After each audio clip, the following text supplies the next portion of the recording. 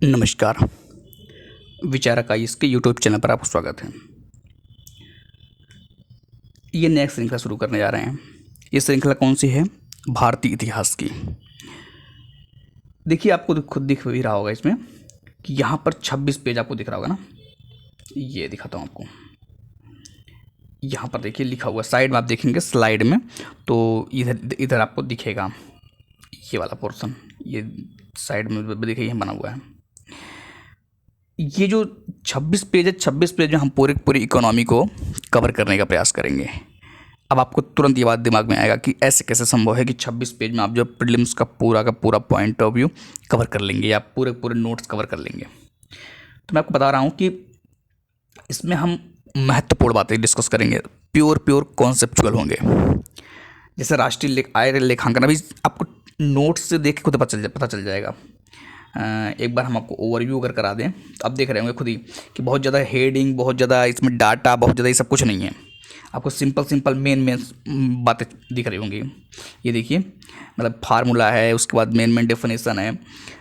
आपको ये जो 26 पेज का नोट्स है, जब भी आप कोई भी एग्ज़ाम देंगे, यूपीएससी का, यूपीपीसीएस का, आरओ बीपीएस कोई भी देंगे, तो उसके कॉन्सेप्चुअल जो क्वेश्चन हैं यहाँ से कवर हो जाएंगे। हाँ, कुछ चीज़ें जैसे फैक्चुअल हैं या जो करंट से रिलेटेड हैं, डाटा है, आंकड़े हैं, उसको आपको थोड़ा सा अपडेट करना पड़ सकता है, या कुछ ऐसी चीज़ें जो कि आपको रट्टा मारनी पड़ेगा, रट्टा मतलब जो रटना पड़ेगा आपको, उसके लिए आपको थोड़ा सा मतलब कि एक्स्ट्रा इफर्ट देना पड़ेगा। लेकिन आप जिस तरह से देख रहे होंगे कि चाहे आपका यूपीएससी का एग्ज़ाम आप देख रहे हों, यूपीएससी का, या फिर आप यूपीपीसीएस का, तो देख रहे होंगे कि यूपीपीसीएस का भी जो है, यूपीपीसीएस का भी एक अपना जो है ट्रेंड बदल रहा है। किस तरह ट्रेंड बदल रहा है? यूपीएससी के पैटर्न में जा रहा है। और आपका आरओ भी देखेंगे तो अब जो है बहुत एनालिटिकल क्वेश्चन आ रहे हैं। ऐसा नहीं आ रहा है कि सीधे सीधे कि 1 2 3 4 फैक्ट दे दिए, अब आप जो है उस पर क्लिक करके अरे रटे हुए हैं तो काम चला लेंगे, नहीं। या आप पीवाईक्यू से आप खुद देख करके जो है सब सोचेंगे कि पीवाईक्यू सब मिल जाएगा, तो ऐसा भी नहीं संभव है। इसके लिए आपको एक अच्छी अंडरस्टैंडिंग बनानी पड़ेगी, और इसके लिए जो है 26 पेज का नोट्स और फ्री ऑफ कॉस्ट है। ऐसा भी नहीं कि इसमें कौन सा बहुत बड़ी चीज़ है कि नहीं मिलेगा, या हम इसका को आपको से कुछ चार्ज कर रहे हो, आपको दिक्कत होगी पढ़ने में। फ्री में अच्छा लगे देख लीजिए ना, कोई बात नहीं, कोई जरूर थोड़ा हर यहीं से पढ़ी जाए। लेकिन एक अपना एफर्ट है, एक अपना प्रयास है कि क्या पता इससे जो है कुछ बेनिफिट हो। ठीक है, तो जो पहला लेक्चर हम शुरू कर रहे हैं, पहला आज का लेक्चर ये है, पहला टॉपिक है राष्ट्रीय आय लेखांकन। ये आपने पढ़ा भी होगा, खूब पढ़ा होगा, खासतौर से यूपीएससी वाले जो लोग होंगे वो तो अच्छे से पढ़े होंगे। यहाँ पर हमने 4 शब्द लिखे हैं, ध्यान सब समझिएगा। राष्ट्रीय आय की अवधारणा में, ये देखिए राष्ट्रीय आय का अवधारणा का लाइन है, हेडिंग है, हेडिंग टाइप पॉइंट है। इसमें देखिए कि मैंने 4 शब्द यूज किए हैं। क्या क्या? GDP, GNP, NDP, NNP. अब इसका मतलब क्या है, इन्हीं से हम आपको समझाने का प्रयास करेंगे। देखिए होता क्या है कि जैसे ये जी फॉर ग्रॉस है, ग्रॉस, और D for domestic, P for product है, ग्रॉस डोमेस्टिक प्रोडक्ट। यहाँ पर भी जी ग्रॉस ही है, बस अंतर ये जो एन है ये क्या है, ये है नेशनल। यहाँ पर डोमेस्टिक, यहाँ पर नेशनल। थोड़ा सा जूम कर दें और अच्छे समझ में आएगा, थोड़ा सा जूम कर देते हैं। अब देखिए ये क्या है, ये आपका है जीडीपी, ये है आपका जीएनपी, और यहीं बगल में आप देख रहे होंगे एनडीपी और एनएनपी। मतलब क्या, यहाँ पर एक जगह पर जी है ग्रॉस और एक तरफ है नेट। मतलब ये क्या है, सॉरी ये है आपका ग्रॉस और ये नेट, और यहाँ पर जो बीच वाला है वो एक डोमेस्टिक है और क्या है, एक नेशनल है। ठीक है, शब्द का मतलब समझिएगा। ठीक है, बाकी ग्रॉस डोमेस्टिक प्रोडक्ट सब पीपी लास्ट में जितने हैं क्या है, प्रोडक्ट हैं। इस शब्द का मतलब समझिएगा, खेल पूरा यहीं पर है, अगर आप इसको समझ गए तब। अब मैं आपको मतलब समझाता हूँ, मतलब समझिएगा इसका क्या है। सबसे पहले चीज़ तो ये देखिएगा कि एक एग्जांपल लेते हैं। मान लीजिए अपना यहाँ पर भारत है, ठीक है, ये भारत है, इंडिया मान लेते हैं, मैप अपना हिसाब से देख लीजिए। अब ये भारत है और इसके बाहर मान लीजिए ये आपका जो है पाकिस्तान, मान ले छोटा सा मान लेते हैं पाकिस्तान, ये अब ये भारत है, ये पाकिस्तान है, ठीक है।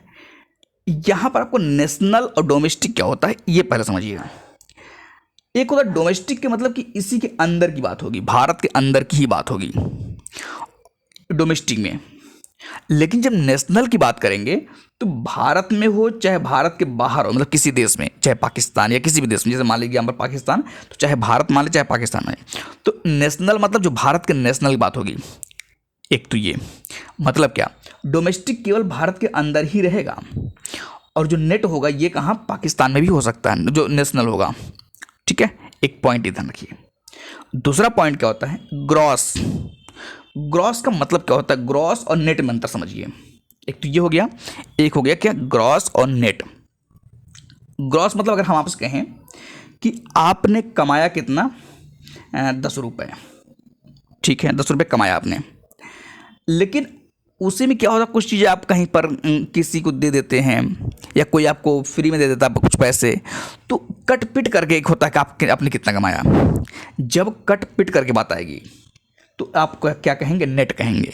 लेकिन जब कुछ कटने पिटने की बात नहीं होगी तो क्या होगा, नेशनल होगा, सॉरी क्या होगा, डोमेस्टिक होगा, ठीक है। तो यहाँ से एक चीज़ आपको समझ में आ गई होगी कि नेट क्या होता है, ग्रॉस क्या होता है, डोमेस्टिक क्या होता है और नेशनल क्या होता है। प्रोडक्ट बात वही है। अब हम आपको थोड़ा सा डेफिनेशन बताते हैं, डेफिनेशन क्या है इसका। चलिए, सबसे पहले क्या है, जीडीपी। मान लीजिए ये आपका प्यारा भारत है, ये प्यारा भारत है। भारत के अंदर इस क्षेत्र में जो भी प्रोडक्शन होगा, मतलब क्या, चाहे बाहर का व्यक्ति आके इसमें यहाँ प्रोडक्शन करे और चाहे इंडिया के लोग ही करें, जो भी प्रोडक्शन होगा वो क्या होगा, ग्रॉस डोमेस्टिक प्रोडक्ट। इसमें कुछ कटना पिटना वाला सवाल नहीं है, क्योंकि ग्रॉस है। और यहाँ पर कोई बाहर का आए भी यहाँ करे, इससे भी कोई फर्क नहीं पड़ता, बस ये भारत में हो रहा है तो ये डोमेस्टिक माना जाएगा। क्लियर बात। अब क्या कहता है, यहीं पर कहता है ग्रॉस नेशनल प्रोडक्ट, ये वाला जीडीपी समझ में आ गया होगा, उम्मीद है कि आप ये समझ गए जीडीपी बात क्या है। अब आता है जीएनपी। जीएनपी क्या बने बोला कि जैसे मान लीजिए आपके पाकिस्तान है, पाकिस्तान, ठीक। मैंने क्या कहा कि ग्रॉस यहाँ पर भी है, लेकिन यहाँ पर अब नेशनल की बात होगी। नेशनल का मतलब कि अब मान लीजिए कि भारत के नागरिक जाकर के, भारत इंडियंस जाकर के पाकिस्तान में कोई काम कर रहा हो, तो जब ये इंडियन जाकर पाकिस्तान प्रोडक्शन कर रहे हैं तो उनका भी प्रोडक्शन काउंट होगा ना। लेकिन मान लीजिए कुछ पाकिस्तान अगर इंडिया में काम कर रहे हैं, वो प्रोडक्शन कर रहे हैं, तो इनका प्रोडक्शन नहीं, अब ये नेशनल के नहीं है, तो इनका प्रोडक्शन क्या करना पड़ेगा, घटाना पड़ेगा आपको।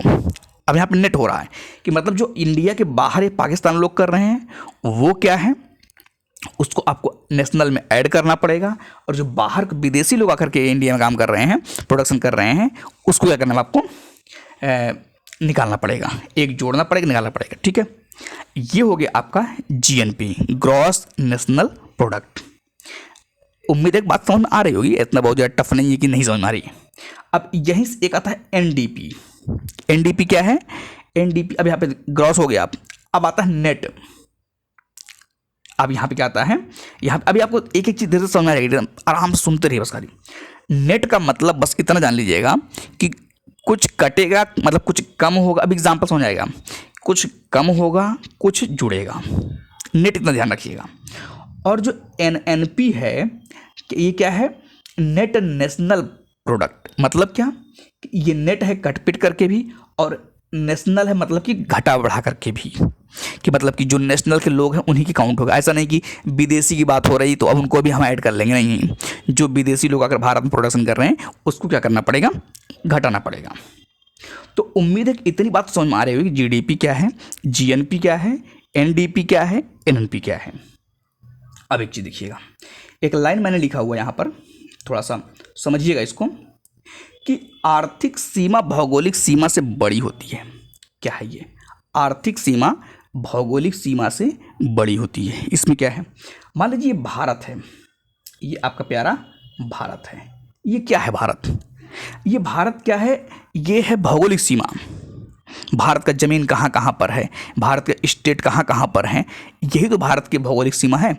अब ऐसा तो है नहीं बगल में पाकिस्तान कहेंगे कि नहीं सर ये पाकिस्तान में भारत है, नहीं नहीं नहीं। दूसरी चीज़ क्या है, आर्थिक सीमा क्या होती है। आर्थिक सीमा का मतलब होता है हो सकता है भारत अपना कुछ गतिविधि पाकिस्तान में कर रहा हो तो भारत के अंदर काउंट होगा ना। अब ऐसा तो है नहीं कि उसको कहेंगे कि नहीं ये जो है भारत का नहीं है, तो मतलब क्या, आर्थिक सीमा का विस्तार हो जाता है लेकिन भौगोलिक सीमा का विस्तार नहीं हो पाता है। कि आप जो सोच रहे हैं कि यूपी यहाँ पर छोटा सा बना हुआ स्टेट है, अब इसको हम उठाकर लेकर जाएंगे पाकिस्तान में हम करेंगे व्यापार, या हम जाएंगे चाइना में आप जो है यहाँ पे काम करेंगे, नहीं। इसका जो फिक्स है कि हाँ भौगोलिक सीमा जो है यहीं पर है। तो यही कारण है कि आर्थिक सीमा भौगोलिक सीमा से क्या होती है, बड़ी होती है। एक चीज़ तो ये क्लियर। अब थोड़ा सा एक फॉर्मूला, अब आपको खुद लग रहा होगा कि नोट्स कितना क्रक्स बनाया गया है, नोट्स किस तरीके से मतलब इम्पोर्टेंट। अब इतनी बात हमको समझाने के लिए इतना टाइम लग गया, कितना टाइम लगा देखिए 10 मिनट 10-11 मिनट लग गया। अब चाहते पढ़ पढ़ के आपको ख़त्म कर देते हैं, लेकिन इससे कोई फ़ायदा नहीं है। आराम से सुने रहेंगे तो आपको आंकड़ा अपडेट कर लेंगे तो आराम से जो है चीज़ें कवर हो जाएंगी, ठीक है। अब आता है थोड़ा सा ये पॉइंट देखिएगा, जीएनपी। अब यहाँ से एक चीज़ सोचिएगा ध्यान से, मैं चाहता हूँ ना इकोनॉमिक आप सोचने लायक बनाए अपने आप को, ऐसा नहीं कि बस पढ़ लिए काम हो गया। जैसे यहाँ पर एक चीज़ देखेंगे, जीएनपी है, ये जीएनपी क्या है, ग्रॉस नेशनल प्रोडक्ट है। ग्रॉस समझ में आ गया होगा, टोटल होगा, और नेशनल का मतलब कि इसमें जो विदेशी लोग प्रोडक्शन करेंगे वो क्या कर देंगे, घटा देंगे। नेशनल का मतलब राष्ट्रीय तक बात हो रही है, तो थोड़ा सा इतना भी ध्यान रखेंगे। नेशनल मतलब अपना एक वो है।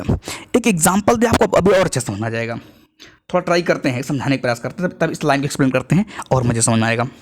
जैसे मान लीजिए कि दो पड़ोसी हैं, ये ए हैं, ये बी हैं, ठीक है। इस घर में मान लीजिए 3 सदस्य हैं, इस घर में मान लीजिए 5 सदस्य हैं, ठीक है। इतनी बात क्लियर है। अगर हम कहें कि इन दोनों का व्यवहार बहुत अच्छा है, या एक तरह से ये समझिए कि इनका ये कुछ लोग यहाँ पे रह रहे हैं, कुछ लोग यहाँ पे रह रहे हैं, ये जो 3 हैं ये 5 हैं।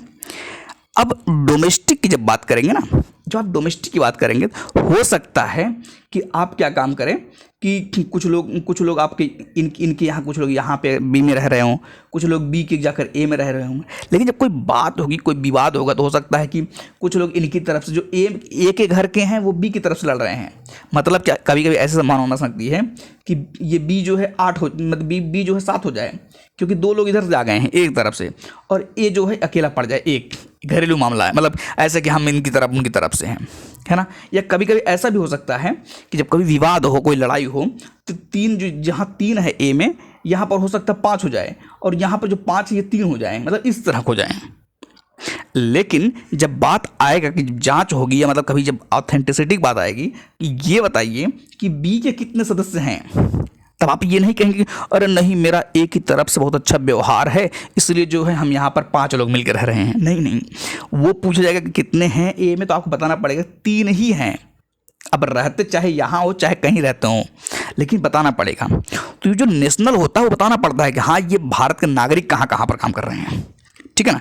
लेकिन जब बात आती है डोमेस्टिक की, तो कहीं पर भी कोई काम कर रहा हो, चाहे इंडिया में आके पाकिस्तान वाले कर रहे हैं, चाइना वाले कर रहे हैं, श्रीलंका वाले कर रहे हैं, नेपाल वाले कर रहे हैं, सब मिलकर भाईचारा बना रहे हैं, वो ठीक है। लेकिन जब बात आएगी नेशनल की, तो आप ये नहीं कहेंगे कि अब पता चला कि श्रीलंका नेपाल कहते हैं हम भाई भाई हैं, तो भाई भाई ठीक है, लेकिन नेपाल आपका अलग है, ये मानना पड़ेगा। तो ये थोड़ा सा समझदारी बनी रहनी चाहिए।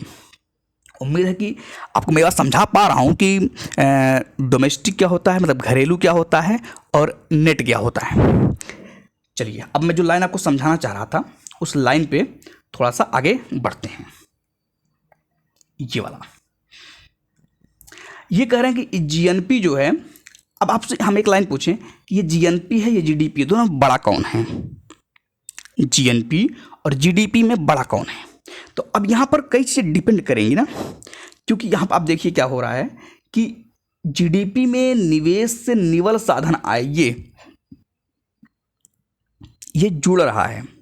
अब सवाल ये है कि ये जो निवेश से निवल साधन आय है, मतलब net factor income formed abroad, ये क्या, देखिए विदेश फॉरेन से निवल मतलब नेट, ये नेट, निवल मतलब नेट होता है।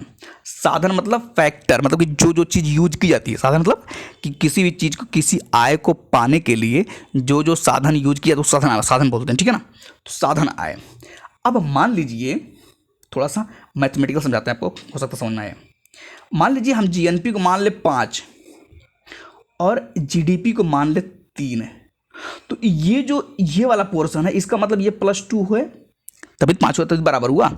लेकिन मान लीजिए कि हम यहाँ से ये कहें कि ये जो 5 है, यहाँ ये 7 कर दें जीडीपी और माइनस कर दें 2, अब ये घट गया। तो मतलब क्या, मतलब कि यहाँ से ये पता चलना चाहिए कि ये जो विदेश से निवल साधन आए हैं ये कैसा है, तब ये पता चलेगा कि दोनों में से कौन बड़ा है कौन छोटा है। तो उम्मीद है कि ये बात आपको समझ में आएगी। अब यहाँ से एक फार्मूला दिमाग में बैठा रखिए कि ये जो जीएनपी है, जीडीपी प्लस NFIA, विदेश से निवल साधन आए, ये चीज, ठीक है। अब सवाल ये है कि एक है ग्रॉस इन्वेस्टमेंट। इन्वेस्टमेंट आप सुना होगा, कहीं पर इन्वेस्ट करते हैं। अगर आप इस नोट्स को पढ़ रहे हैं या इस लेक्चर को देख रहे हैं, उम्मीद है बेसिक इकोनॉमी पता ही होगा ना, तो पता चला क्या करके इकोनॉमी फिर जाकर पढ़िए हुआ कहाँ से, NCERT से, कक्षा 9 की NCERT है ना। तो वहाँ से जाकर फिर कहानी सुनना समझाना पड़ेगा। तो ये ग्रॉस इन्वेस्टमेंट क्या होता है, निवल इन्वेस्टमेंट प्लस डिप्रिसिएशन, मूल्यह्रास। अब कितने लोग यही नहीं समझ में कि ये मूल्यह्रास क्या है। मूल्यह्रास का मतलब बस इतना समझिएगा कि जैसे मान लीजिए आपने कोई बाइक खरीदा, अगर आपने उस बाइक को 15,000 में खरीदा, अगर आपने उस बाइक को 15,000 में खरीदा, तो ऐसा नहीं खरीदने के बाद आप लाएंगे तुरंत जो है फिर 15,000 में बिक जाएगा, नहीं, उसका कुछ मूल्य गिर जाएगा। हो सकता है 13,000 हो जाए, हो सकता है उससे भी कम हो जाए। ऐसा नहीं कि 15,000 से आप लागत लेकर आएंगे तो आप जो है 20,000 में बेचेंगे, नहीं, ऐसा नहीं हो सकता, उल्टा तो होगा ही नहीं, है ना। यही क्या है, यही है मूल्यह्रास। आप समझिएगा ध्यान से, ये जो 2,000 की कमी आ जाती है, ये क्या है, मूल्यह्रास है। अब ये कह रहे हैं कि सकल निवेश, ग्रॉस इन्वेस्टमेंट, है ना, इसको देखिए समझिए थोड़ा सा कि टोटल इन्वेस्टमेंट, जो ग्रॉस इन्वेस्टमेंट ये क्या है, तो ये नेट इन्वेस्टमेंट, मतलब घटाने बढ़ाने के बाद जो भी आएगा वो नेट इन्वेस्टमेंट होता है। लेकिन उसमें करना क्या होता है, उसमें मूल्यह्रास को क्या करना होता है, जोड़ना होता है, ठीक है।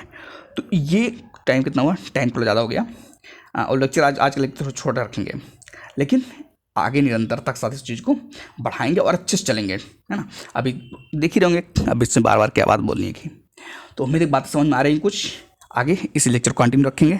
आज थोड़ा सा इंपॉर्टेंट काम भी है, पहले उसको कर लेते हैं, और बाकी आप जो है आराम से पढ़ते रहिए, तैयारी करते रहिए।